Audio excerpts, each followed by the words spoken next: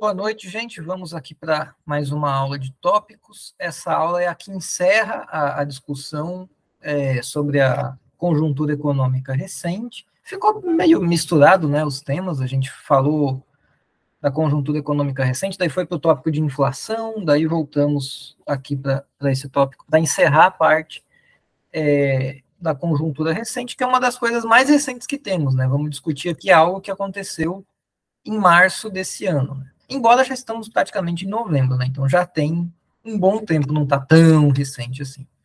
Então, o contexto para essa crise que teve em março desse ano, lá nos Estados Unidos, vem justamente da inflação. Então, essa aula ela emenda perfeitamente na aula passada, uma sequência bem fluida.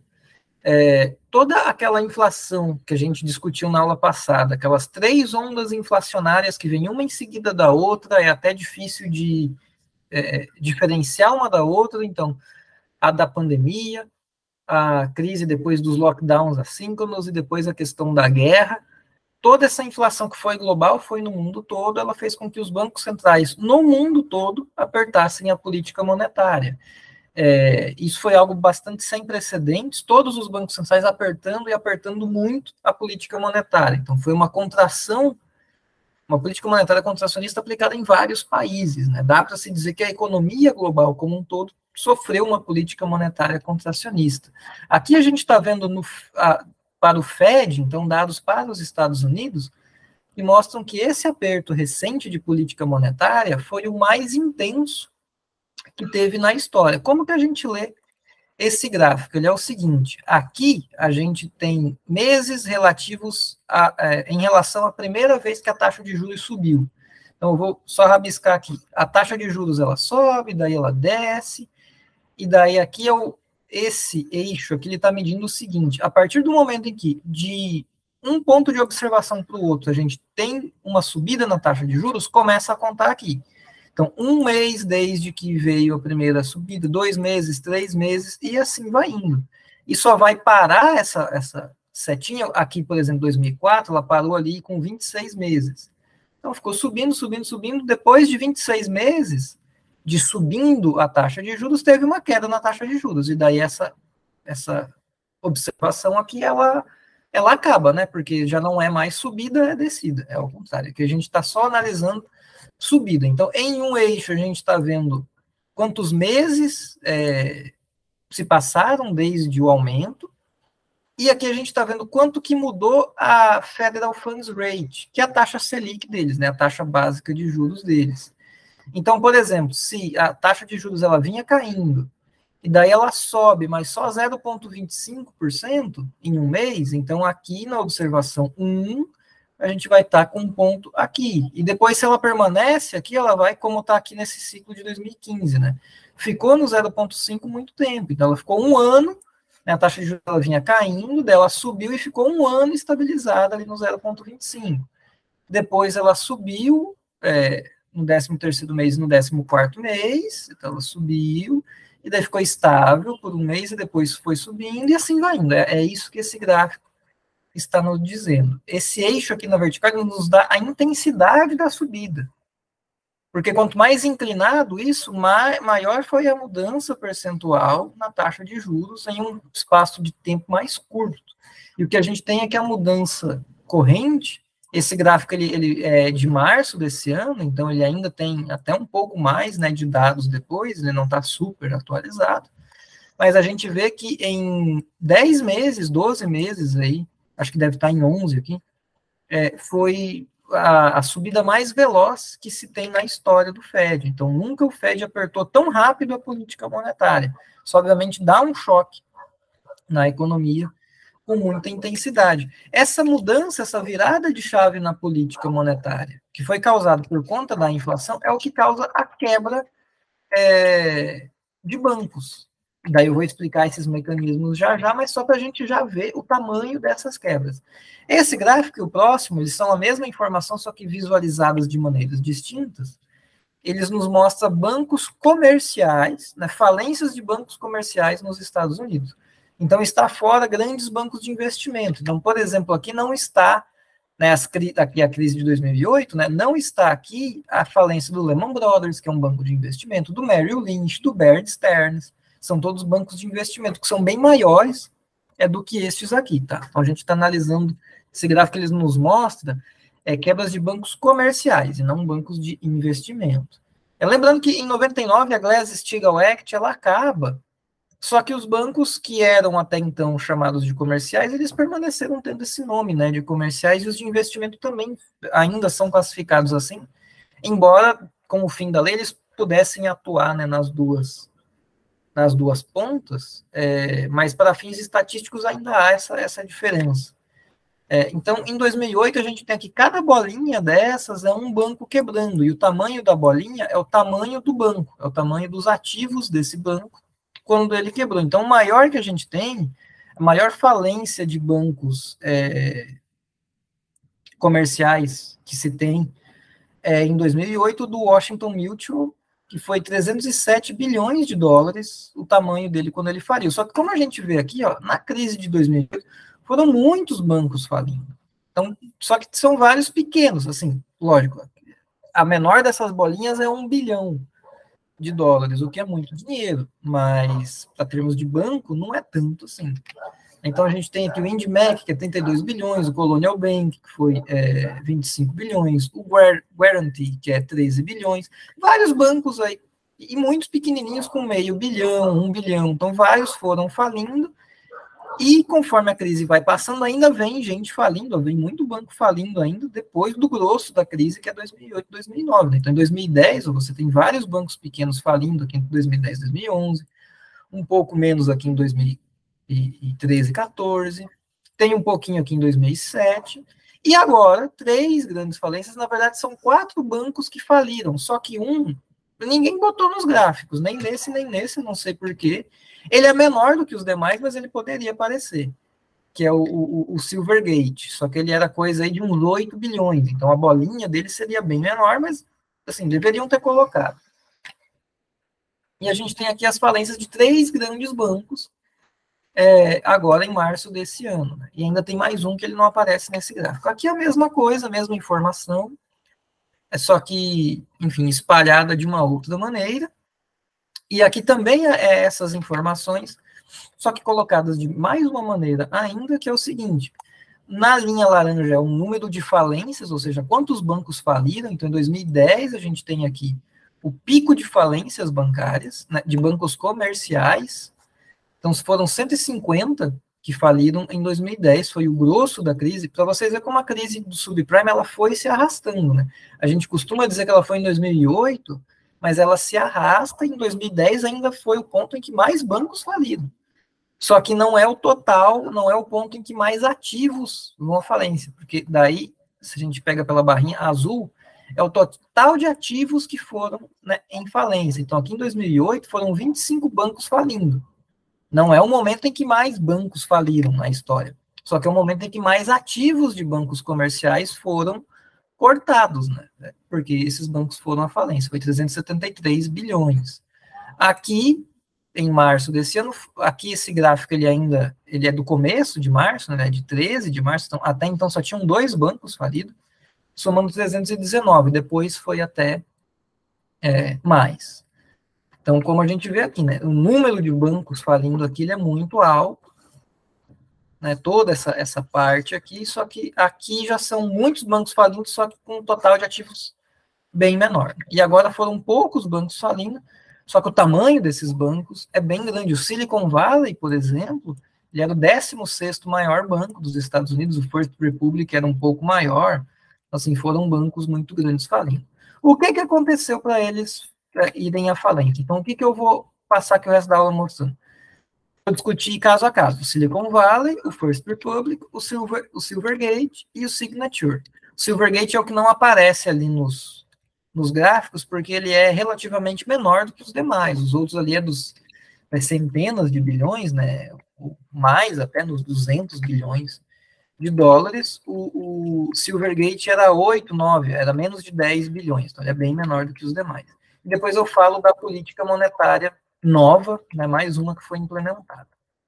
Então, a grande questão para ter acontecido essa quebra de bancos é esse aumento aqui das taxas de juros. E daí, de novo, a gente tem que relembrar algo que eu falo em economia monetária e nessa disciplina zilhões de vezes, que é a relação inversa entre preços de títulos e taxas de juros. Lá nos Estados Unidos, eles têm as Treasury Bills e as Treasury Notes, eles geralmente são negociados ali, eles valem 1.000 na data de vencimento, alguns valem 100, alguns valem um pouco mais, mas a maioria deles são emitidos com este valor aqui, né? Na data de vencimento você recebe 1.000, você obviamente vai comprar por menos, então você vai comprar por 950, por 900, a taxa de juros é a diferença aqui nesse preço. E quando o Fed ele altera a Federal Funds Rate, o que é a Federal Funds Rate? Ela não é diretamente relacionada com preços de títulos, mas é porque há uma arbitragem no mercado financeiro. Federal Funds Rate é como a nossa taxa Selic, é uma taxa de juros dos bancos emprestando reservas bancárias um para o outro. Tudo bem que esse empréstimo usa títulos públicos como garantia, mas não é uma transação de títulos públicos, é uma transação de reservas bancárias. E a Federal Funds Rate é os juros desses empréstimos, e o Fed ele entra nesse mercado, no mercado interbancário, para alterar o preço dessa negociação de reservas bancárias. A questão é que os bancos, se ele tem dinheiro sobrando, ele vai ver onde ele vai aplicar, se ele vai comprar títulos ou se ele vai emprestar as suas reservas para outros bancos, ou aplicar no Fed, porque o Fed tem também reservas remuneradas, você pode emprestar para o próprio Fed. Se está mais interessante botar dinheiro no mercado interbancário, vai faltar demanda lá para os títulos públicos, o preço deles cai, então a taxa de juros deles sobe também. Então, quando o Fed sobe os juros no mercado interbancário, ele acaba fazendo com que os juros dos títulos públicos também suba, porque os bancos eles vão tirar dinheiro, vão deixar de investir em títulos para colocar no mercado interbancário, então é menos demanda lá nos títulos públicos, o preço deles cai, o que é um juro subindo. No fim das contas, pela questão da arbitragem, esses dois juros eles costumam estar praticamente igual, a diferença da segunda casa decimal. Porque os bancos, obviamente, eles vão ficar analisando, porque se tiver uma diferença muito grande, por exemplo, ele pode pegar emprestado no mercado interbancário e comprar títulos públicos. Essa arbitragem ela vai equalizar, então, essas taxas de juros. Então, elas tendem a andar muito próximas. Quando subiu, então, a taxa básica de juros, a taxa de juros dos títulos públicos também subiu. O preço deles caiu. Então, o preço dos títulos caiu. Esse é o ponto fundamental aqui na explicação. Porque se você é um banco que tem bilhões de dólares aplicados em títulos públicos, vou fazer aqui um ativo, um balanço aqui de um banco, se você tem lá 100 bilhões em títulos públicos, e o preço dos títulos públicos despenca muito rápido, porque o juros subiu muito rápido, você pode se ver, de repente, tendo 90 bilhões, 85 bilhões. Lógico, você ainda tem muito dinheiro, mas você perdeu dezenas de bilhões de dólares muito rapidamente, em poucas semanas, em poucos meses. E esse é o ponto, é o que dá o start para essas falências bancárias. Então, tendo em vista isso, a inflação que levou a essa subida de juros aqui, e essa subida de juros faz com que o preço dos títulos públicos caia, e por consequência o valor do ativo de muitos bancos diminua, os bancos eles se desvalorizam, aí vem a crise. Então é depois dessa sequência. Inflação, subiu os juros, caiu o preço de títulos, ativos de bancos passam a valer menos. Então o que acontece? O Silicon Valley Bank. O que era o Silicon Valley Bank? Qual era o modelo de negócios deles? Ele era um banco que a maior parte dos seus clientes eram empresas de tecnologia, muitas startups. Ele era um banco também muito focado num negócio chamado Venture Capital, que é aqueles investidores que eles aplicam em startups, eles aplicam em várias, e muitas delas dão errado, mas quando uma delas dá certo, a pessoa ganha muito dinheiro, ele tem um retorno muito grande. Então, por exemplo, alguém que aplicou em vários aplicativos lá em 2010, por aí. Um desses que a pessoa aplicou foi dinheiro na Uber. Esse cara que aplicou ali, ele ganhou muito dinheiro, que é um aplicativo usado hoje no mundo todo. Mas teve várias outras startups que faliram, ali o investidor perdeu dinheiro, mas o que ele ganhou com a Uber pagou e sobrou, né, todo o resto. Então, o Silicon Valley Bank, ele era um banco especializado muito nisso, na coisa de venture capital, de emprestar dinheiro para esse tipo de investidor que vai aplicar nessas empresas, e também ter a conta bancária dessas próprias empresas dentro do Silicon Valley Bank. E também eles tinham muitos clientes com muito dinheiro, porque muitas dessas empresas, dessas startups, quando dão certo, seus donos ficam milionários. E como eles já tinham uma relação com o Silicon Valley Bank, por conta da relação do banco com a empresa, esse CEO dessa startup aí, ele continua como cliente, né? Daí a conta pessoal dele está no Silicon Valley Bank também. Então ele é um banco que ele gira em torno, girava, né? Que não existe mais, em torno dessa questão da tecnologia, tanto para as empresas quanto para os donos dessas empresas e para os investidores dessas empresas. Ele girava ao redor disso. O que ele tinha, boa parte do ativo dele, então o que ele tinha muito era, de um lado, os depósitos, porque eram os depósitos dessas empresas, porque eram o caixa dessas empresas. Então, por exemplo, não lembro se a Uber tinha conta nele, mas o Airbnb, o banco do Airbnb era o Silicon Valley Bank. E do lado do ativo, ele tinha títulos. Só que ele tinha títulos em um formato contábil específico. Quando você tem a sua carteira de títulos, nos Estados Unidos a norma contábil é assim, aqui no Brasil também é parecido, mas não é exatamente desse jeito. Lá nos Estados Unidos, o banco ele opta por 2 regimes contábeis quando ele compra, quando ele tem a sua carteira de títulos. Tem o formato Held to Maturity, que é segurar até o vencimento, e o formato Mark to Market, que é a marcação a mercado.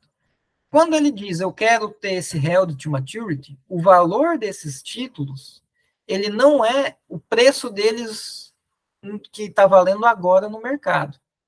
Ele é o preço desse título quando ele chegar no vencimento. Então, ele é contabilizado assim. Hoje, esse título, digamos, ele vale 950, mas lá no vencimento ele vale 1.000. Então, é lançado contabilmente 1.000.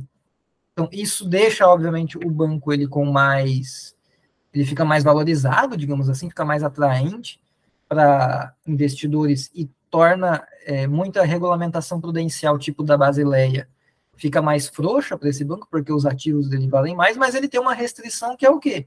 Se ele está no formato Held to Maturity, ele vai ter que manter esses títulos até o vencimento, e se ele quiser trocar, tem umas penalidades lá, algumas multas, algumas questões de impostos, que eu não domino muito bem como é, eu sei que se ele muda de um formato para outro, ele vai ter uma penalidade.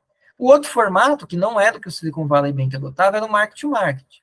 Nesse caso, o valor dos seus ativos ele vai flutuar para cima e para baixo conforme o preço desses títulos está em mercado. Então, nesse caso, se ele está nesse regime contábil aqui, ele vai estar dizendo que está valendo 950. Se amanhã tiver valendo 951, o ativo valorizou. Se tiver 949, desvalorizou. Então, o valor do banco fica flutuando nesse segundo formato contábil.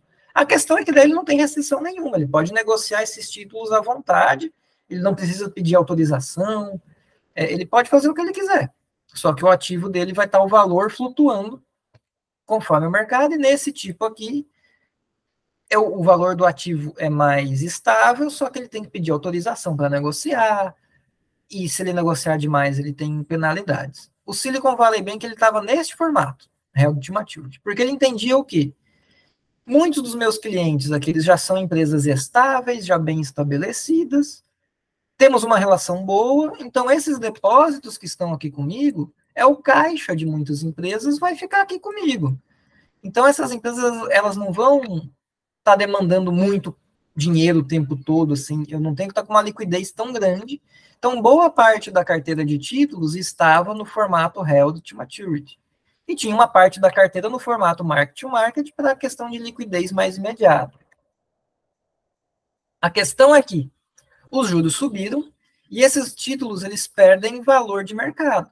Mas como está aqui no Held to Maturity, não aparece diretamente no valor do ativo, contabilmente. Mas os clientes sabem que a carteira do banco está se desvalorizando. Então, qual que é o raciocínio dos correntistas? O banco, tudo bem, ele está nesse regime contábil aqui, que está contabilizando pelo preço que vai valer lá no final, e não o que está corrente no mercado. Então, o banco não está contabilmente se desvalorizando agora, com essa alta de juros e a consequente queda no preço dos títulos, mas se acontecer alguma coisa com esse banco, e ele precisar trocar de regime e ir para o mark-to-market, que é a marcação a mercado, ele vai vender esses títulos e vai perder dinheiro, porque esses títulos hoje estão valendo menos do que quando o banco comprou esses títulos. Então, caso tenha um problema nesse banco, talvez falte dinheiro. E ainda tem o fato de que essas empresas e essas pessoas que eram correntistas eram clientes com contas muito grandes, não cobertas pelo FDIC, que é o Federal Deposit Insurance Company, que é o fundo garantidor de crédito lá dos Estados Unidos. E ia, até então, até 250 mil dólares.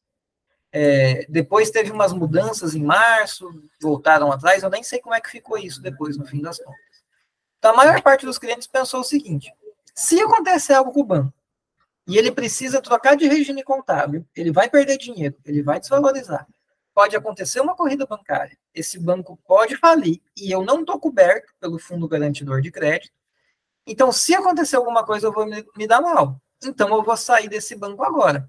Como todo mundo pensou isso ao mesmo tempo, ou muita gente pensou isso ao mesmo tempo, aquela coisa que eles tinham medo de novo, como sempre acontece no mercado financeiro, mais uma profecia autorrealizável. O medo de que algo ruim aconteça faz com que algo ruim aconteça.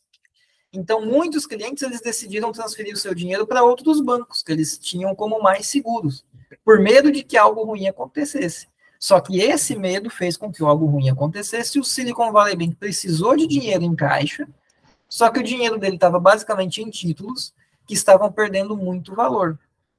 Então, ele comprou esses títulos, os títulos foram perdendo valor, então ele comprou esses títulos por um certo valor. Quando ele foi vendendo para fazer frente à fuga de clientes, eles estavam valendo menos, então ele foi tomando prejuízo. Ele foi tomando prejuízo. Conforme você vai tomando prejuízo, contabilmente, isso vai descontando do seu patrimônio líquido.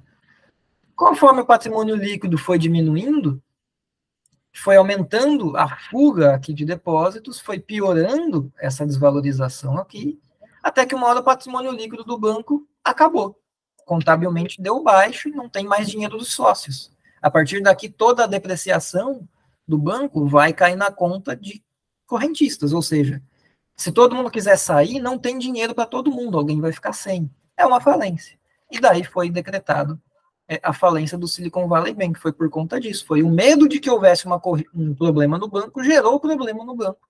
Ele perdeu dinheiro aos bilhões por conta dessa desvalorização dos títulos públicos e o capital do banco acabou. Né? A perda contábil foi tão grande que ele foi à falência. O First Republic foi uma coisa bem parecida, só que ele demorou um pouco mais para falir. Ele perdeu apenas 100 bilhões de depósitos ao longo do mês de março, porque o que aconteceu? O primeiro banco a ter problemas foi o Silicon Valley Bank. E daí isso disparou um alerta em todos os correntistas do sistema bancário, que foi o seguinte: quantos bancos estão neste formato contábil aqui, que, entre aspas, esconde ou mascara a desvalorização? E daí os correntistas do First Republic viram que ele era um banco que tinha uma carteira muito grande no formato HTM, que é o formato aquele ali que você lança o valor contábil, só o valor lá na data de vencimento. Então eles viram, esse banco hoje ele vale menos do que ele diz que ele vale. E ele era um banco também que ele tinha muitos clientes, assim como o Silicon Valley Bank, contas muito grandes, contas com muito valor. 68% dos clientes, do valor dos depósitos do First Republic, 68% deles era acima do valor que o FDIC cobria. Então, ele tinha muitos clientes que, se desse um problema no banco, eles não seriam plenamente ressarcidos pelo fundo. E eles tinham essa carteira também no formato HTM, tal qual o Silicon Valley Bank. Então, o que aconteceu aqui gerou um medo aqui. E daí ele começou a perder clientes também. Em março ele perdeu 100 bilhões, ele é quase metade do banco foi embora. Um grupo de bancos tentou salvar e ajudar, injetaram 30 bilhões de capital, compraram, né, ações novas do banco, botaram dinheiro dentro, não ajudou, continuou tendo uma fuga muito grande, e em abril ele não tinha mais solução, ele já tinha perdido o valor o suficiente para os sócios já não terem mais valor nenhum, e daí o FDIC assume o controle do banco, nesse regime aqui que é a concordata. A concordata é só, o banco faliu mesmo, a gente só vai assumir o controle até terminar de vender as coisas dele para alguém. E daí quem comprou em maio foi o JP Morgan Chase, comprou o que sobrou do First Republic Bank. Então ele foi absorvido, né, o que sobrou ele foi absorvido pelo JP Morgan. Então esses dois, eles têm dois problemas, assim, é muito parecido. É muito cliente com contas muito grandes, que o FDIC não cobra, e uma carteira de títulos públicos que se desvalorizou muito, estava meio escondido por conta da opção contábil deles. Quando os clientes descobrem, começam a fugir, e daí gera o problema no banco e eles vão à falência. Então, esses dois são muito parecidos. Os outros dois, o Silvergate e o Signature, é uma outra questão. Não é exatamente essa. O que esses dois bancos faziam era, eles prestavam serviços para criptomoedas, para empresas que negociavam criptomoedas, para corretoras de criptomoedas, para os próprios servidores de criptomoedas, para investidores de criptomoedas, elas eram muito envolvidas com esse serviço. E eles, por exemplo, o Silvergate, ele realizava um serviço de câmara de compensação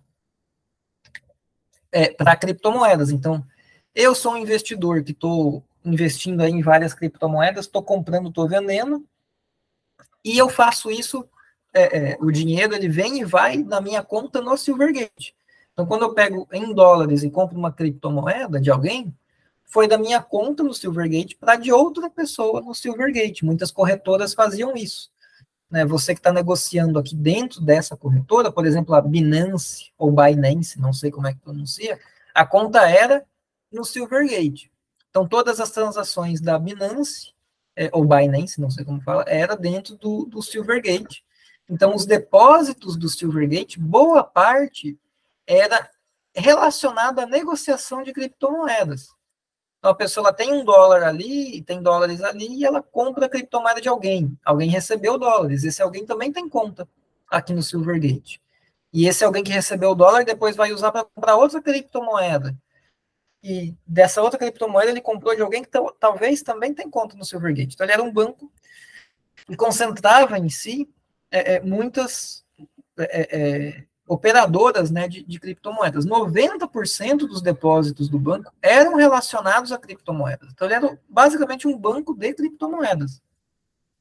As criptomoedas já vinham tendo um problema desde 2021, e com a subida na taxa de juros, piora ainda mais, porque como desvaloriza títulos públicos e desvaloriza o preço, mas os juros dos títulos públicos subiu.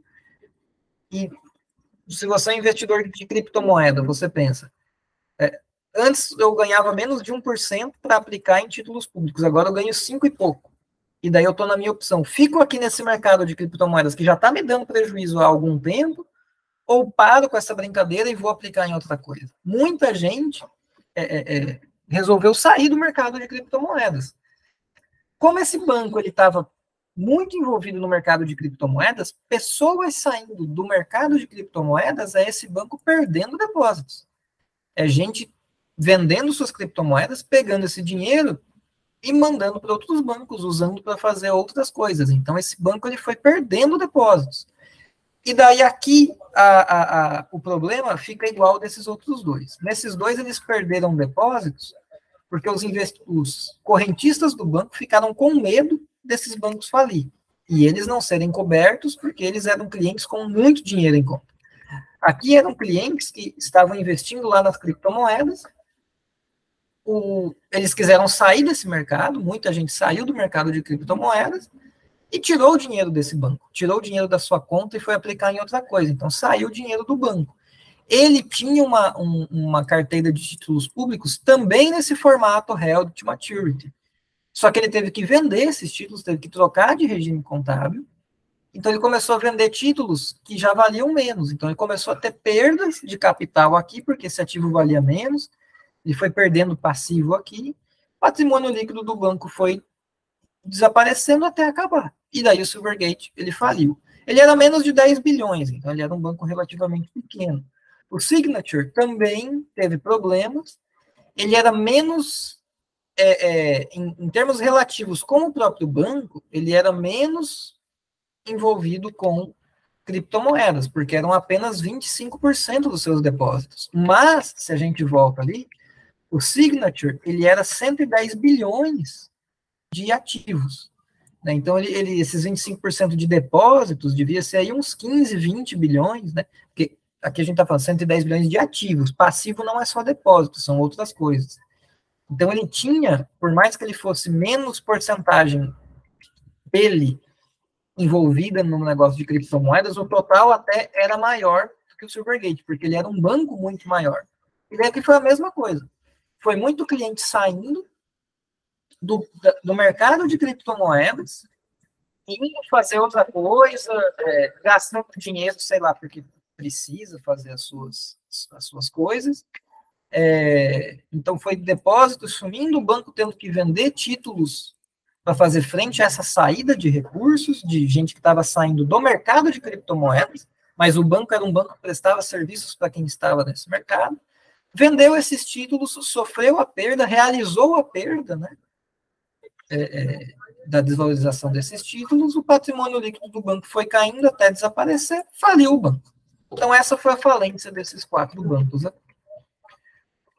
A resposta de política monetária foi bem rápida, muito mais rápida do que quando teve os problemas lá na crise do subprime, até porque o Fed aprendeu a lidar, né, com crises bancárias. E daí eles criaram este outro programa, né, mais uma política monetária não convencional, que é o Bank Term Funding Program, o BTFP, que ele é o seguinte, ele é como se fosse um redesconto, só que ele é um redesconto turbinado. Isso aqui muitos analistas de política monetária disseram que foi um marco, isso aqui, porque o que o Fed fez, desse jeito aqui, ele nunca tinha feito, e nenhum banco central nunca fez um programa de empréstimos desse jeito. Então, vejam que essas políticas monetárias não convencionais, elas estão sempre se renovando. Cada nova crise, elas vêm de um jeito cada vez mais intenso do que antes. Então, aqui é um empréstimo de até 1 ano, então o Fed ele vai empresta para um banco reservas bancárias. Então, está passando um caminhão aqui dentro. Então, está aqui um banco, e daí o Fed empresta reservas bancárias para esse banco. Por que o banco vai pegar essas reservas emprestadas? Para evitar que os clientes pensem, olha, vai quebrar igual foi esses outros bancos ali, porque ele não tem dinheiro em caixa. Então, o que o Fed faz é ele empresta reservas para o banco para os clientes verem, opa, ele tem muito dinheiro em caixa. Então, mesmo que os correntistas queiram fugir desse banco, não vai dar problema, porque ele tem dinheiro em caixa. Essas reservas que os bancos pegam, vêm de onde? Vêm de usando títulos como garantia. Então, o banco ele pega os títulos e usa como garantia para ter essas reservas a mais. De modo que, se o banco passar por um problema, ele não vai precisar vender esses títulos que estão valendo menos. Ele vai usar esse dinheiro que ele pegou emprestado.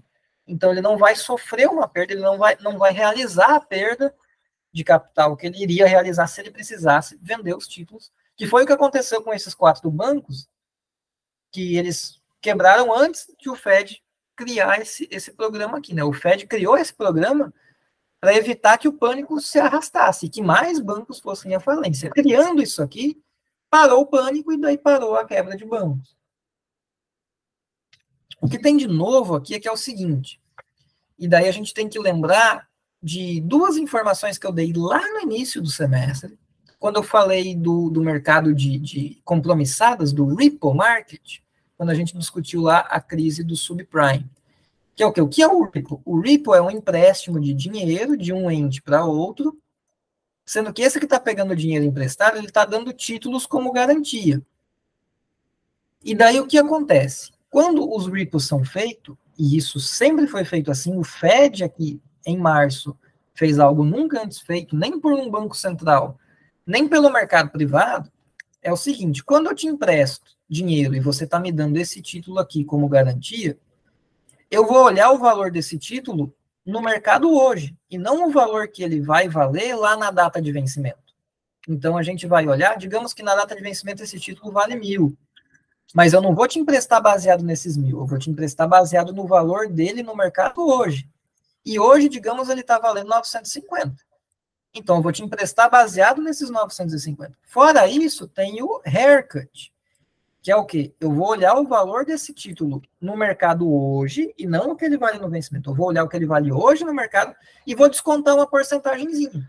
E daí essa porcentagem varia cada banco quando faz, cada dealer quando faz a negociação com seus clientes. Cada um faz o seu haircut que ele aplica, cada título vai ter um tipo de haircut, isso pode ser coisa de 1 ou 2% de desconto até 20% de desconto. Então, se esse título no vencimento vale 1.000, mas hoje ele vale 950, o que normalmente o banco, o investidor vai receber de empréstimo vai ser, por exemplo, digamos, 940. E com o Fed era assim também. Todos os empréstimos, redesconto, operação de mercado aberto do Fed, é desse jeito. Quando o Fed faz um repo com algum banco, ele empresta dinheiro para algum banco, e esse banco dá um título como garantia, o Fed sempre fez desse jeito. Olhando para o valor do título a mercado e aplicando um descontinho, o haircut, que é a prática convencional para esse tipo de transação financeira. O que o Fed fez em março foi, como o preço desses títulos está despencando e está muito volátil, e por conta disso, geralmente os haircuts sobem conforme sobe a volatilidade, para não gerar problema para esses bancos, para acabar logo com essa crise, eu vou emprestar não com base no valor de mercado, e sim com base no valor desses títulos no vencimento, que é algo que nunca aconteceu em nenhum tipo de empréstimo com garantias, nem no mercado privado, nem por bancos centrais. E, além disso, sem haircut. É uma loucura o que o Fed fez. Ele acabou com 2 grandes princípios do mercado de repo, dos empréstimos com garantia. Então, se era um título que ele valia 950 no mercado, e se tivesse ali o descontinho, o haircut, ele fosse para uns 940, não era isso. O banco ele podia pegar os seus títulos e, pelo valor de vencimento deles, ele podia pegar emprestado de reservas. Então, os bancos eles podiam pegar muito dinheiro emprestado. Vejam, para cada título aqui valendo 1.000, antes ele conseguiria pegar, digamos, 940, agora ele consegue pegar 1.000. Né? Isso aqui é 60 dólares a mais, mas isso aplicado a milhões de títulos, são milhões de dólares a mais. E aqui, se a gente analisa quanto que foi pego de dinheiro, né, neste programa, logicamente ele está em zero aqui de março para trás, porque ele não existia, e daí ele foi pego aqui uns 80 bilhões, ali de março para abril, e foi subindo, e daí lá em junho ele deu uma estabilizada ali nos 100 bilhões, embora ainda fosse crescendo, e está ali nos 110 bilhões por aí de uso desse programa hoje. Então, ele ainda está sendo utilizado, os bancos ainda têm dinheiro emprestado desse programa aqui. E aqui, para a gente ver os empréstimos de redesconto em geral do Fed, porque isso aqui é um tipo de redesconto, tá? Tem vários programas de redesconto do Fed. Isso aqui é um feito, né, na correria ali para acabar logo com a crise. Se a gente analisa todos os tipos de redesconto e tal, isso aqui é o que foi pego no grosso da crise do subprime, e isso aqui foi o que foi pego no grosso da crise de março. Então, os bancos, eles pegaram em março desse ano, emprestado no Fed, mais do que eles pegaram na crise de 2008. Isso porque o banco que tinha títulos, ele aproveitou e pegou emprestado esse dinheiro, para evitar um pânico dos seus clientes. Daí, muitos bancos depois devolveram o dinheiro, né, quando o pânico passou, só que muitos bancos permaneceram, né, com esse dinheiro ainda emprestado até hoje. Então, foi um momento, né, muitos bancos pegaram vários tipos de redesconto, não só naquele programa, mas logo em seguida eles reduzem, vejam essa queda aqui grande. Né? Eles usaram tudo que eles tinham para poder pegar emprestado do Fed, passado o pânico, eles devolvem o dinheiro, eles não ficam rolando esse empréstimo, porque tem um custo para o banco, né? E uma vez que o pânico passou, não precisa mais ficar pegando esse dinheiro emprestado, tendo esse custo. Então, gente, essa foi a crise de março deste ano. Espero que vocês tenham gostado da aula. Se quiserem trocar alguma ideia a mais aqui sobre o tema, estou à disposição. Quinta-feira é feriado, né? Então, nos vemos só na semana que vem. E é isso, gente. Boa semana para vocês, bom feriado e até a próxima.